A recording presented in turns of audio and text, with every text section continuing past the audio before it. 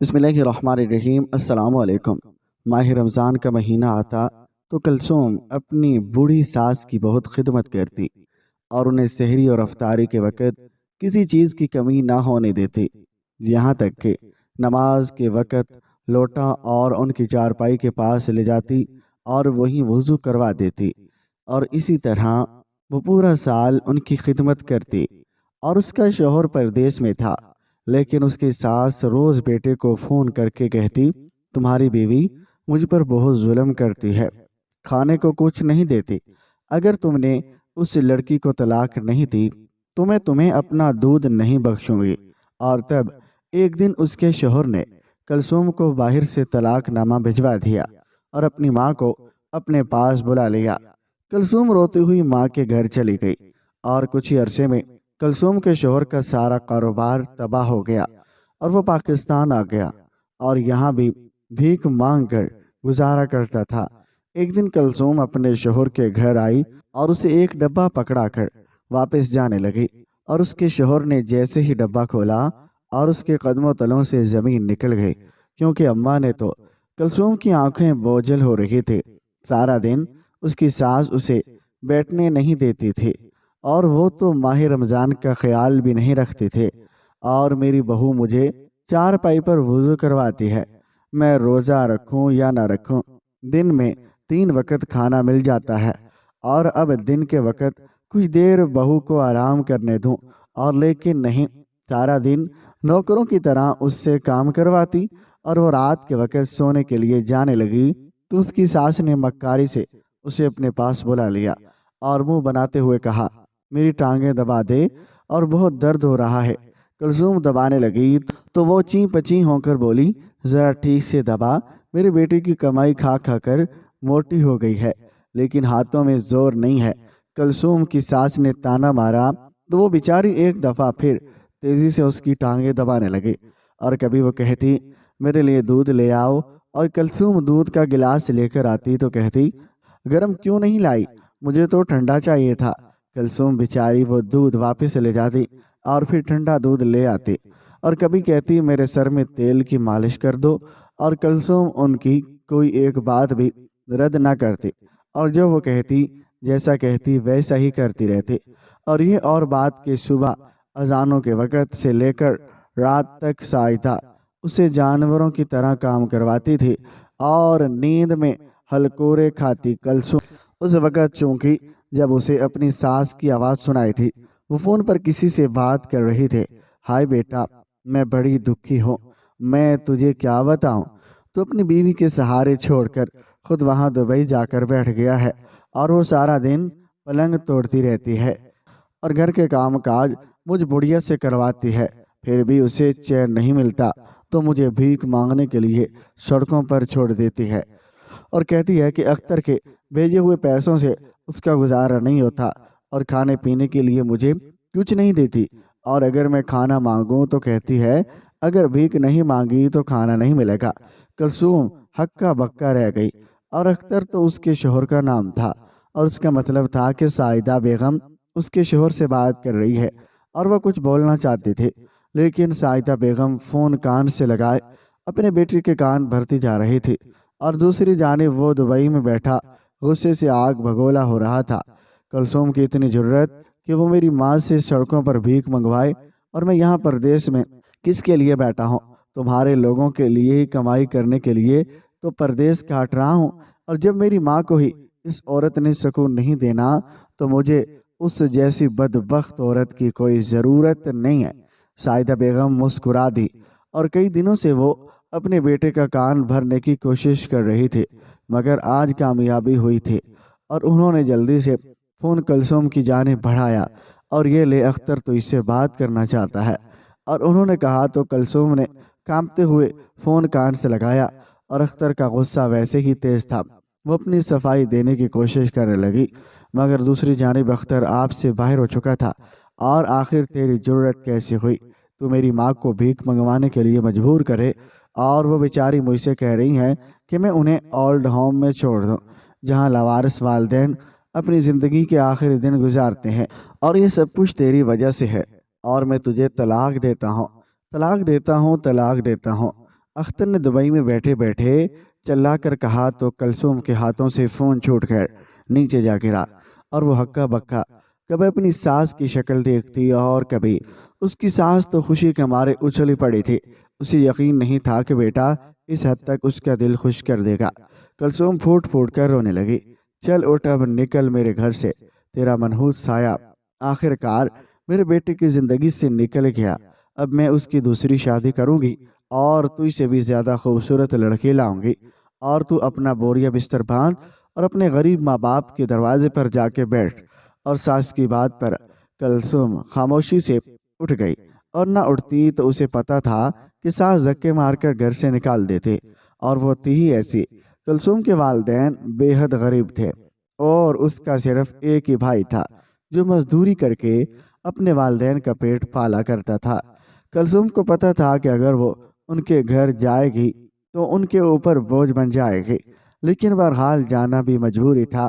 اب وہ اپنے سسرال میں تو رہ نہیں سکتی تھی، اور خاموشی سے پیکنگ کر کے وہ گھر سے باہر نکلنے لگے۔ تبھی سعیدہ بیگم نے اسے آواز دی، کلثوم جاتے جاتے میرا بستر تو بناتی جا، میرے بوڑھے ہاتھوں میں اتنی جان کہاں کہ میں یہ سب کام کرتی پھروں گی۔ کلثوم نے پلٹ کر نفرت بھری نگاہ اپنی ساس پر ڈالی۔ بستر تو اس نے نہ بنایا، مگر وہ پلٹ کر اندر کمرے میں چلی گئی، اور کچھ دیر تک وہ کٹر پٹر کرتی رہی، اور جب باہر نکلی تو اس کے ہاتھ میں لکڑی کا ایک چوکور ڈبہ تھا، اور ساس وہ ڈبہ دیکھ کر چونکی۔ میرے بیٹے کا سامان کہاں لے کر جا رہی ہے؟ اور مکار عورت، اس میں یقیناً زیورات چھپائے ہوں گے۔ اور اس نے کہا، لیکن جوڑوں میں درد کی وجہ سے وہ اٹھ کر کلثوم کے پیچھے نہیں جا سکتی تھی۔ کلثوم نے جلدی سے اپنا سامان سمیٹا اور گھر سے باہر نکل گئی، اور سعیدہ بیگم کو تھوڑی گھبراہٹ تو ہوئی، اور گھر کے کام کاج ان سے ہوتے نہ تھے۔ سارا دن کلثوم ہی ان کی خدمت کیا کرتی تھی، لیکن کلثوم کی شکل اور برداشت نہیں کر سکتی تھی۔ جب بھی ان کا بیٹا دبئی سے فون کر کے کلثوم کا حال احوال دریافت کرتا تو حسد کی ایک تیز لہر سعیدہ بیگم کے اندر جاگتی، اور اسے حسد کی وجہ سے آج انہوں نے کلثوم کو طلاق دلوا دی تھی، اور جیسے تیسے کام تو کر لوں گی، لیکن اس کالے منہ کو دوبارہ اس گھر میں نہیں آنے دوں گی۔ اور سعیدہ بیگم نے سوچا، لیکن یہ ان کی بھول تھی۔ کلثوم تو انہیں چارپائی پر بیٹھے بیٹھے کھانا دے دیا کرتی تھی، اور وہیں ان کے ہاتھ پاؤں دھو دیا کرتی تھی، لیکن اب انہیں سارا دن گھر میں مارا مارا پھر کر اپنا کام خود کرنا پڑے گا۔ تو ان کے جودہ طبق روشن ہو گئے، اور انہوں نے 2 دن گزرتے ہی اپنے بیٹے اختر کو فون کیا، اور وہ بدبخت تو مجھے غریب بڑھیا کو اس گھر میں چھوڑ کر تیرے گھر پہ لات مار کر چلی گئی ہے۔ اب یہ بتا تیری بڑی ماں کہاں جائے، اور میں اکیلی اس بڑے سے گھر میں نہیں رہ سکتی، نہ ہی مجھ سے گھر کے کام ہوتے ہیں، تو مجھے اپنے ساتھ لے جا۔ اور ماں کی بات پر اختر سوچ میں پڑ گیا۔ ماں کو انکار بھی نہیں کر سکتا تھا، اور اسے اپنی ماں سے بے حد محبت تھی، اور ماں کی خاطر ہی تو اس نے اپنی اچھی بھلی بیوی کو طلاق دے دی تھی، اور دبئی میں اس کا اچھا خاصا چلتا ہوا کاروبار تھا، اور کئی سپر سٹور تھے جن کا وہ مالک تھا۔ اور اس نے اگلے ہی دن ایک شیخ سے بات کی اور ماں کو لینے کے لیے پاکستان پہنچا، اور سعیدہ کو یقین نہ آیا اور اس کی زندگی اتنی تبدیل ہو سکتی ہے۔ اس نے فون کر کے باقاعدہ کلثوم کی اطلاع دی، دیکھ اختر، تجھے تو کبھی لینے نہیں آیا، لیکن میرے ایک فون کال پر بھاگا بھاگا آیا ہے، اور مجھے دبئی لے جانے تو شرطی رہے۔ اسی غربت بھرے گھر میں اور اختر تو اب دبئی میں موج کریں گے، اور وہاں میں اس کی دوسری شادی کروں گے۔ کلثوم اپنی ساس کی یہ باتیں سن کر تڑپ کر رہ گئی، لیکن کچھ نہیں کہہ سکتی تھی۔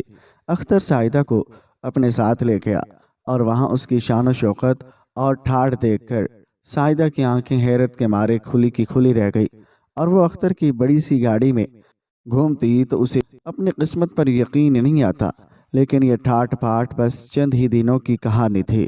سعیدہ کو دبئی آئے ابھی 1 مہینہ ہی گزرا تھا، جب ایک روز اختر گھبرایا ہوا گھر آیا۔ اماں، میرے سٹورز کے خلاف کسی نے قانونی کارروائی کی ہے، کیونکہ میں غیر ملکی ہوں، اس لیے میں ان لوگوں سے نہیں لڑ سکتا، اور لگتا ہے کہ سارا کاروبار ہاتھ سے نکل جائے گا۔ اختر کی بات پر سعیدہ ہکا بکا رہ گئی، اور وہ تو اس دولت اور عیش و عشرت کے بغیر نہیں رہ سکتے تھے۔ اختر نے اپنے کاروبار کو اور سنبھالنے کی بہت کوشش کی، لیکن وہ غیر قانونی طور پر اپنے سٹور میں منشیات بیچ رہا تھا۔ دبئی کی حکومت سخت تھی، اور انہوں نے جیسے ہی اختر کی حرکت کا پتہ چلا اور سارے کے سارے سٹور سیل کر دیے۔ اور اختر کی کچھ تعلقات تھے جن کی بدولت اسے جیل نہ ہوئے، لیکن اب وہ بالکل خلاص ہو چکا تھا، اور جیب میں ایک پھوٹی کوڑی بھی نہ تھے، اور جیل نہ جانا پڑے اس لیے اس نے جتنی جمع پونجی تھی وہ ساری کی ساری وکیلوں اور پولیس کو کھلا دی تھی۔ اور ایک گھر تھا اور جس کو بیچ کر اس نے اپنے بہت سے معاملات سدھار لیے تھے، اور لیکن اب وہ دبئی میں نہیں رہ سکتا تھا، اور وہاں رہنا خطرے سے خالی نہیں تھا، اور ہر دوسرے روز پولیس اس کے گھر پر آ دھمکتی، اور سائدہ تو اس ساری صورتحال سے بری طرح بخلا گئی تھی۔ اور اب ماں، ہمیں پاکستان جانا پڑے گا، اختر نے کہا تو سائدہ کے چہرے پر ہوائیاں اڑنے لگی۔ لیکن بیٹا، وہاں جا کر تو کیا کرے گا؟ اور چھوٹا سا مکان ہے، وہاں یہ عیش و عشرت تو وہاں نہیں ملے گی نا؟ سائدہ نے کہا۔ مگر اختر اب اور کچھ نہیں کر سکتا تھا، اس لیے سب کچھ سمیٹ کر اگلے دن پاکستان واپس پہنچا۔ دوسری جانب کلثوم طلاق کے بعد روتی تڑپتی والدین کے گھر پہنچی، اور تو اس کی ماں اسے دیکھ کر تنگ رہ گئی، اور سب لوگ تو تیری قسمت پر رشک کرتے ہیں۔ کلثوم، تیرا شوہر دبئی میں رہتا ہے اور اس قدر مال و دولت وہاں سے بھیجتا ہے، اور صرف ایک ساس کے ہوتے ہوئے آخر تجھے کیا تکلیف ہو گئی ہے؟ اور تو روتی ہوئی ماں کے گھر آ گئی، اور انہوں نے حیرت سے پوچھا تو کلثوم پھوٹ پھوٹ کر رونے لگی، اور وہ اب میرا نہیں رہا، اور اماں نے میرا دن رات کی خدمت کے باوجود یہ کہا کہ میں ان کی بہت دکھ دیتی ہوں، اور میں ان کی خدمت نہیں کرتی، اور وہ بھوکی پیاسی دن رات پڑی رہتی ہیں، اور یہاں تک کہ میں سڑکوں پر ان سے بھیک بھی منگواتی ہوں۔ اختر نے یہ سب سن کر مجھے طلاق دے دی۔ کلثوم کی بات پر اس کی بوڑھی ماں اپنا دل تھام کر رہ گئی۔ جوان بیٹی طلاق لے کر واپس دہلیز پر بیٹھی تھی، اور ایسے میں بوڑھی ماں کے دل کو کس طرح قرارا تھا۔ مسجد سے نماز پڑھ کر کلثوم کا باپ واپس آیا تو کلثوم نے اسے بھی اپنی طلاق کے بارے میں بتا دیا، اور اس کی آنکھیں بھی پھٹی کی پھٹی رہ گئی، اور جھکی ہوئی کمر مزید جھک گئی، اور گھر میں پہلے ہی فاقے چل رہے تھے۔ سارا گھر کا دار و مدار کلثوم کے ایک بھائی پر تھا، جو بیمار پڑھا لکھا نہ ہونے کی وجہ سے مزدوری کر کے اپنا اور اپنے گھر والوں کا خرچ اٹھاتا تھا، اور کلثوم کی ذمہ داری بھی کچھ کم نہ تھی، اور اس کی تو عدت کے روز ہی ابھی بورے نہ ہوئے تھے۔ شام کے وقت کلثوم کا بھائی جنید مزدوری سے واپس آیا، اور کلثوم کو صحن میں پھرتا دیکھ کر چونک اٹھا، اور یہ سب کیا ہے؟ کلثوم تو کبھی کبھار کے لیے رہنے آتی تھی، لیکن آج اتنی پریشان کیوں دکھائی دے رہی ہے؟ اور اس نے ماں سے پوچھا تو وہ رو پڑی۔ کلثوم کو اس کے شوہر نے طلاق دے دی ہے، اور اب یہ ہمارے ساتھ ہی رہے گی، اور یہ ایک نئی قیامت تھی۔ جنید تھوڑے تھوڑے کر کے اپنے پاس پیسے جمع کر رہا تھا کہ کسی طرح شادی کے اخراجات اٹھانے کے لائق ہو جائے تو شادی کر لے، لیکن اب جوان بہن کے ذمہ داری نے اسے اچھی طرح بتا دیا تھا کہ وہ اتنی جلدی اپنی خواہش پوری نہیں کر سکتا۔ گھر میں خرچ بڑھا تو زیادہ پیسوں کی ضرورت بھی پڑے، اور جنید کے گھر میں رکھے ہوئے پیسے دھیرے دھیرے کر کے لگنے لگے، اور کبھی کبھی وہ گھر والوں سے الجھ بھی پڑتا تھا۔ جوان بھائی کو اپنی وجہ سے ماں باپ سے جھگڑتے دیکھ کر کلثوم کی آنکھوں سے آنسو آ جاتے، اور وہ بس جیسے تیسے کر کے اپنی عدت کے دن مکمل کرنا چاہتی تھی۔ اور محلے والے گھر آتے تو کلثوم کو وہاں دیکھ کر حیران رہ جاتے، اور اتنی جوان اور خوبصورت لڑکی، اور اس کے شوہر نے طلاق کیوں دے دی؟ یقیناً کوئی نہ کوئی بات تو ایسی ہوگی، شاید کردار کی اچھی نہ ہو، اور اس کا شوہر تو دبئی میں رہتا ہے، ہو سکتا ہے اس کی غیر موجودگی میں اس نے کسی لڑکے کے ساتھ تعلق بڑھائے ہوں، اور شوہر کو پتہ چلا تو ایسی عورتوں کو بھلا کہاں رکھا جاتا ہے۔ دو عورتیں کلثوم سے طلاق کا افسوس کرنے کے لیے آئی تھی، اور جیسے کلثوم ان کے لیے چائے بنانے کی اٹھی اور وہ دونوں سرگوشیوں میں آپس میں باتیں کرنے لگی، کلثوم کا دل چھلی ہو گیا، اور ارے سنا ہے کہ اس کا شوہر اپنی بوڑھی ماں کو لے کر دبئی چلا گیا ہے، لیکن وہاں جاتے ہی اس کا سارا کاروبار تباہ ہو گیا۔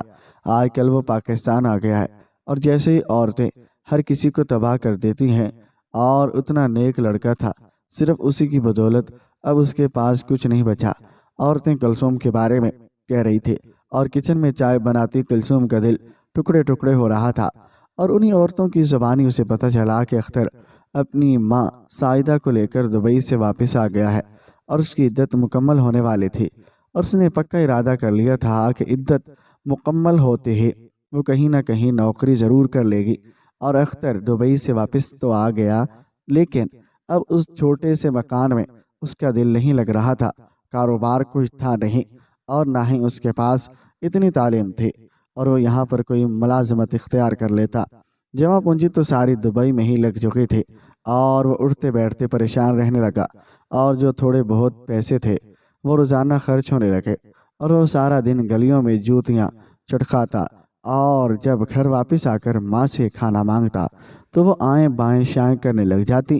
اور اختر کو بڑی حیرت ہوئی، اور اماں جب میں دبئی میں تھا تو کہتی تھی کہ کلثوم گھر کا کام کوئی نہیں کرتی، کھانا سارا تو بناتی تھی اور گھر کے سارے کام کاج بھی تو کرتی تھی، لیکن اب میں دیکھ رہا ہوں کہ تجھے تو کوئی کام کرنا آتا ہی نہیں ہے۔ روٹی بنانا تو کب کا بھول چکی ہے، اور سالن کیسے بناتا ہے اور اس کا تجھے علم ہی نہیں ہے۔ سارا دن گھر میں دھول مٹی گرد سے آٹا رہتا ہے، اور گھر میں آنے کو جی نہیں چاہتا۔ اس کا مطلب ہے کہ تو سب کچھ جھوٹ بولا کرتی تھے۔ اختر ماں پر برس پڑا تو سائدہ بجائے شرمندہ ہونے کے زور زور سے چلانے لگی، ہاں تو یہ سب تیری غلطی ہے نا؟ تجھے کس نے کہا تھا تو اسے طلاق دے؟ اچھا بھلا یہاں رہتی تھی، کام کاج کرتی تھی، اور اب اس جیسی مفت کی نوکرانی بھلا ہمیں کہاں سے ملے گی؟ اور سائدہ کی بات پر اختر غصے میں آگ بگولا ہو گیا، اور اچانک ہی ایک زور وہ چونکا اور لپک کر کمرے کے اندر چلا گیا۔ اور اماں یہاں لکڑی کا ایک ڈبہ پڑا ہوتا تھا، اور جانے سے پہلے میں وہ ڈبہ بڑی حفاظت سے کلثوم کے حوالے کر کے گیا تھا۔ اور وہ ڈبہ کہاں ہے؟ اختر نے کہا تو سائدہ بیگم چونکی، اور انہیں یاد آیا کہ گھر سے جاتے وقت کلثوم نے اندر جا کر لکڑی کا ایک ڈبہ اٹھایا تھا، اور وہ ڈبہ تو وہ کالے منہی اپنے ساتھ لے گئی۔ کیوں؟ اس ڈبے میں ایسا کیا تھا؟ کیا کوئی جائیداد تھی جو تم دونوں میاں بیوی نے مجھ سے چھپا کر رکھی تھی؟ سائدہ بیگم برس پڑی، لیکن اختر بری طرح جھنجلا گیا، اور اسے تو پتہ بھی نہ تھا کہ کلثوم کہاں رہتی ہے۔ جہاں اس کے میکے والوں کا پہلے گھر تھا وہ لپک کر اسی روز اس گھر میں چلا گیا، لیکن وہاں جا کر پتہ چلا کہ دروازے پر ایک بڑا سا تالا اس کا منہ چڑھا رہا تھا۔ کلثوم کے میکے والے تو یہ جگہ چھوڑ کر کہیں اور جا چکے تھے، اور وہ لوگ اپنے مکان میں تو رہتے نہ تھے، کرائے کا گھر تھا، اور جب بھی کوئی مسئلہ یا تنگی ہوتی تو وہ گھر بدل لیتے۔ شاید اب کی بار بھی انہوں نے گھر بدل لیا تھا۔ اختر اپنا سر پیٹتا ہوا واپس آیا اور شدت سے اس لڑکی کے باکس کی تلاش کرنے لگا، مگر سائدہ کو کچھ علم نہ تھا کہ لکڑی کا وہ ڈبہ کہاں ہے، اور نوکری کی تلاش میں مارے مارے پھرتے ہوئے اس سے کئی مہینے گزر چکے تھے، اور جیبیں خالی ہو چکے تھے، اور اب تو یہ عالم تھا کہ پورے دن میں ایک وقت کی روٹی کا بندوبست کرنا بھی مشکل ہو چکا تھا۔ تھک ہار کر اس نے مزدوری کا راستہ چنا، لیکن دبئی میں رہ کر عیش و عشرت کی زندگی گزارنے کے بعد اس کا جسم مزدوری کا عادی نہ رہا تھا، اور جہاں بھی مزدوری کرنے کے لیے جاتا وہاں لوگ اس کی ہٹ درمی اور کالی منہی کو دیکھتے، اور دوسرے دن ہی اسے چند روپے تھما کر واپس بھگا دیتے۔ اختر کا جی چاہتا کہ وہ زور زور سے رونے لگے۔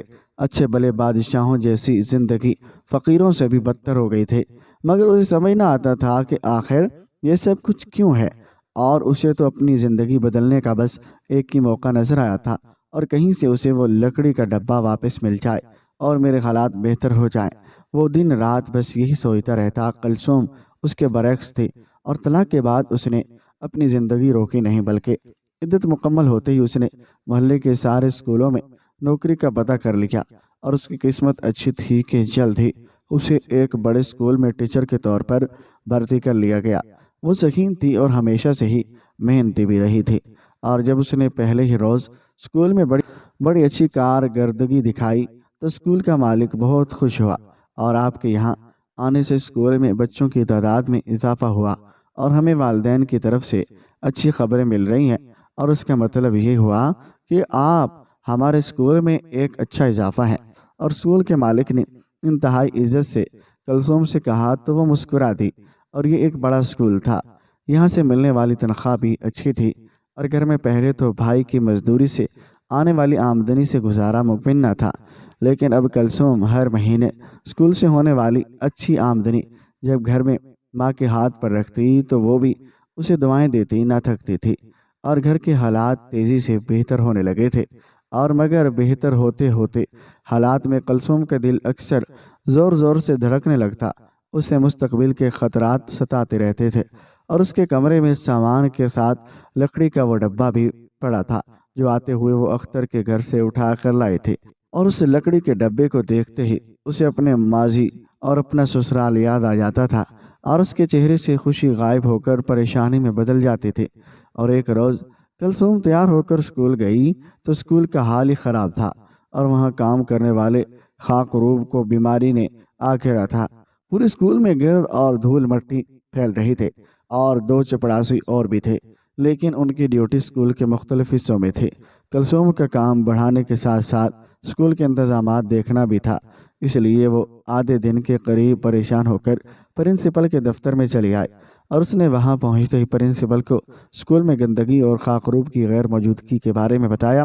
فکر مت کرو کلثوم، تمہاری بات درست ہے، مجھے خاکروب نے پہلے ہی اپنا استعفیٰ دے دیا تھا، اس لیے میں نے نئے چپڑاسی کا بندوبست کر لیا ہے، اور وہ جلد آنے والا ہے۔ تم اسے اچھی طرح سمجھا دینا کہ پورے اسکول میں کہاں کہاں صفائی کرنی ہے۔ کلثوم نے حامی میں سر ہلایا اور دفتر سے باہر نکل آئی۔ پرنسپل کا رویہ اس کے ساتھ بہت اچھا تھا، اس لیے اسے کوئی پریشانی نہیں ہوتی تھی، اور چھٹی سے کچھ دیر پہلے خاکروب تو آ گیا، لیکن کلثوم کی اس سے ملاقات نہ ہو سکی۔ پرنسپل نے خود ہی اسے سمجھا دیا کہ کس کس جگہ کی صفائی اسے کل صبح آتے ساتھ ہی کرنی ہے۔ اور اگلے دن کلثوم وقت پر تیار ہو کر اسکول پہنچی، اور اسکول چمک رہا تھا، اور خاکروب جو اپنا کام دن دہی سے کر رہا تھا، اور اس کی پشت کلثوم کو نظر آ رہی تھی۔ اور وہ کوئی بوڑھا آدمی تو نہ تھا، بلکہ جوان آدمی تھا، لیکن اس کی صحت انتہائی خراب لگ رہی تھی، اور کلثوم کو پشت سے دیکھ کر افسوس ہوا، شاید یہ کوئی بہت ہی مجبور انسان ہے۔ عام طور پر تو بوڑھے لوگ صفائی ستھرائی کا کام کرتے ہیں، اور کیونکہ انہوں نے اپنی زندگی گزار لی ہوتی ہے، لیکن یہ جوان آدمی ایسا کام کیوں کر رہا ہے، اور شاید کوئی بہت ہی مجبور ہوگا، کلثوم نے سوچا، اور پاس سے گزرتے ہوئے پرنسپل کے دفتر میں چلی گئی۔ اور دفتر میں کچھ دیر گزارنے کے بعد جب وہ باہر نکلی تو اس کے چہرے کی رنگت اڑی ہوئی تھی، اور اس کا رنگ زرد پڑ رہا تھا، اور ہاتھ پیر کپ کپا رہے تھے۔ اندر جو بات ہوئی تھی اس نے اس کے ہوش کھو دیے تھے، اور مگر حقیقت تو یہ تھی، اور وہ اس بات کے جواب میں کچھ بول ہی نہ پائی تھی۔ اور باہر نکلتے ہی اسے ایک جھٹکا لگا، اور لمبے کاریڈور کے آخری سرے پر وہ خاکروب پوچھا لگا رہا تھا۔ کلثوم کو دیکھتے ہی اس نے ہاتھ اٹھا کر کہا، میڈم صرف 5 منٹ انتظار کر لیجیے، میں نے ابھی ابھی پوچھا لگایا ہے، اور میری صحت ایسی نہیں کہ بار بار یہاں سے پوچھا لگا سکوں، اگر آپ 2 منٹ رک جائیں گی تو بڑی مہربانی ہوگی۔ خاکروب کی بات پر کلثوم کو ایک اور زوردار جھٹکا لگا، اور وہ حیرت سے اس کے چہرے کی جانب دیکھنے لگی، اور چہرہ جانا پہچانا تھا، اور لیکن وہ تو نہ تھا جسے اس نے ایک عرصہ پہلے دیکھا تھا، اور وہ خاکروب کوئی اور نہیں بلکہ اختر تھا، اس کا اپنا شوہر جو دبئی میں راج سے کاروبار کیا کرتا تھا، لیکن آج ایک معمولی چپڑاسی کی طرح اسکول کے فرش پر پوچھا لگا رہا تھا۔ کلثوم حیرت کا شکار رہ گئی، اور خود وہ کافی حد تک بدل چکے تھے، شاید اس لیے اختر نے اسے پہچانا نہیں، اور یا شاید گرتی صحت کی وجہ سے اس کی نظر بھی کمزور ہو چکی تھی، اسی لیے اسے پتہ ہی نہ چلا، اور اس کے سامنے سے اس کا سابقہ بیوی ہی گزر گئی۔ اور کانپتے ہاتھوں سے کلثوم وقت سے پہلے ہی چھٹی لے کر گھر واپس آ گئی، اور وہ دوبارہ پرنسپل کے دفتر نہ گئی، اور بڑی پریشانی سے وہ اپنے چھوٹے سے گھر میں ٹہلنے لگی۔ بار بار اس کی نگاہ لکڑی کے اس ڈبے پر جا کر ٹھہر جاتی تھی، اور جسے وہ اختر کے گھر سے لائی تھی، شاید وہ اسے بھول بھی جاتی، لیکن آج اسکول میں اختر کو انتہائی خراب حالت میں دیکھ کر اس سے لکڑی کا ڈبہ پھر سے یاد آ گیا تھا۔ اور اختر کو اسکول میں خاکروب کی نوکری کرتے کئی دن گزر چکے تھے، تنخواہ ملنے کا وقت تھا، اور اس نوکری سے وہ خوش نہ تھا، اور لیکن اس کے سوا کمائی کا کوئی اور ذریعہ بھی نظر نہ آتا تھا، اور سائدہ کی چیخ و پکار کی وجہ سے وہ دن رات ذہنی اذیت کا شکار رہتا تھا، اور وہ اسے 1 منٹ بیٹھنے نہ دیتی، اور سارا دن کھانے کی فرمائشیں کرتی رہتی۔ اور اختر اسکول کا کام ختم کر کے آتا تو گھر کے کام کاج میں جت جاتا، اور اب اسے اچھی طرح سے اندازہ ہو گیا تھا کہ اس کی ماں نے کلثوم کے متعلق جو کچھ بھی کہا تھا وہ سب کچھ جھوٹ تھا، اور وہ اپنے بیٹے کو بھی ایک لمحہ آرام نہ کرنے دیتی۔ تو پرائی بہو کے ساتھ اچھا سلوک کیسے کرتی؟ اختر کو سمجھ نہیں آ رہا تھا زندگی کس رخ پر جا رہی ہے۔ ایک روز اس کی طبیعت کافی خراب تھی اور اس نے اسکول سے چھٹی کر لی اور تنخواہ ملنے کا وقت قریب تھا، لیکن آج چھٹی نہ کرتا تو کام بھی نہ کر سکتا، اور اس لیے خاموشی سے چارپائی پر لیٹ کر اپنی قسمت کو کوسنے لگا۔ کب تک یہاں لیٹا آنسو بہاتا رہے گا؟ اور اٹھ اور کچھ کھانے کو لا دے، اور مجھے بھوک لگی ہے۔ تیرے جیسی اولاد تو خدا کسی کو نہ دے، سائدہ نے چلا کر کہا تو اختر نہ چاہتے ہوئے بھی اٹھ بیٹھا، اور اسے پتا تھا کہ اگر ماں کو کھانے کے لیے کچھ نہ لا کر دیا تو وہ چلاتی رہے گی، لیکن اس سے پہلے کہ وہ باہر نکلتا گھر کے کھلے دروازے سے کوئی اندر داخل ہوا، اور اسے دیکھتے ہی اختر کی آنکھیں پھٹی کی پھٹی رہ گئی، اور کیونکہ وہ کوئی اور نہیں بلکہ کلثوم تھی، لیکن جس کلثوم کو اس نے طلاق دے کر نکالا تھا، اور یہ اس کلثوم سے بالکل مختلف نظر آ رہی تھی، اور وہ تو بالکل ایک ڈری سہمی سی لڑکی تھی جو دن رات اس کی ماں کی خدمت کرتی رہتی تھی، لیکن یہ لڑکی جو اندر داخل ہوئی تھی، اور یہ تو کوئی اور ہی تھی، اور بس شکل کلثوم جیسی تھی، انتہائی خوبصورت ماڈرن لباس میں بااعتماد چال چلتی ہوئی، اور وہ اختر کے سامنے آ کھڑی ہوئی۔ اور کلثوم تم؟ اس نے حیرت سے دیکھا۔ کلثوم مسکرا رہی تھے، اور اس کے ہاتھ میں لکڑی کا وہی ڈبہ تھا، اور جسے پچھلے لمبے عرصے سے وہ تلاش کر رہا تھا۔ یہ ڈبہ تم اپنے ساتھ لے گئی تھی؟ اس نے حیرت سے پوچھا تو کلثوم نے مسکراتے ہوئے سر ہلا دیا۔ ہاں، کوئی نہ کوئی تحفہ تو یہاں سے لے کر جانا ہی تھا، اور جب تم نے اپنی ماں کے کہنے پر بغیر سوچے سمجھے مجھے طلاق دی تو میرے پاس یہاں سے جانے کے لیے کرائے کے پیسے نہ تھے، اور اس وقت یہی لکڑی کا ڈبہ لے کر میں یہاں سے چلے گئی تھی، لیکن اب وقت آیا ہے میں اس ڈبے کو تمہیں واپس کر دوں۔ کلثوم کی بات پر اختر حیران رہ گیا۔ اندر سے سائدہ نے بھی اس کی آواز سن لی اور دوڑ کر باہر نکل آئی، اور مہنگے کپڑے اور زیورات میں کھڑی کلثوم کو دیکھ کر وہ اندر تک جل بھن گئی۔ کلثوم نے ہاتھ میں پکڑا ڈبہ اختر کے حوالے کر دیا۔ اختر نے حیرانی سے وہ ڈبہ کھولا۔ اندر سونے کے کئی زیورات اور نوٹوں کی گٹھیاں موجود تھی، اور اس کی آنکھیں حیرت سے پھیل گئی۔ اور یہ سب کیا ہے؟ اور یہ سب تم مجھے کیوں دے رہی ہو؟ اس نے حیرت سے پوچھا تو کلثوم مسکرا دی۔ دبئی جانے سے پہلے تم نے اس ڈبے میں چند ہزار روپے ڈالے تھے، اور کہا تھا کہ جو رقم میں بھیجا کروں وہ اس میں رکھتی رہنا، اور جو پیسے تم نے بھیجے اور وہ تو تمہاری ماں رکھ لیا کرتی تھی، اور میں نادانوں کی طرح زندگی گزارتی رہی، اور اس وقت یہ ڈبہ میری اکلوتی دولت تھی، اور جو تمہاری دی ہوئی تھی۔ آج جب میں اپنی زندگی میں خوشحال ہوں تو وہ چند ہزار روپے تمہیں سود سمیت واپس کرنے آئے ہوں۔ کلثوم کی بات پر میں تلخی تھی۔ اختر شرمندگی سے پسینے میں بھیگ گیا تھا، اور سائدہ بھی حیرت سے کلثوم کو دیکھ رہی تھی۔ کلثوم اپنی شاندار گاڑی میں بیٹھ کر جا رہی تھی، اور اختر کو پہلی بار احساس ہوا کلثوم کو چھوڑ کر اس نے زندگی کی سب سے بڑی غلطی کی۔ ناظرین، آپ کو آج کی ہماری یہ کہانی کیسی لگی؟ کمنٹ باکس میں اپنی قیمتی رائے کا اظہار ضرور کیجیے گا۔ اگر آپ کو ہماری یہ ویڈیو پسند آئی تو ویڈیو کو لائک اور چینل کو سبسکرائب ضرور کریں۔ شکریہ۔ اللہ حافظ۔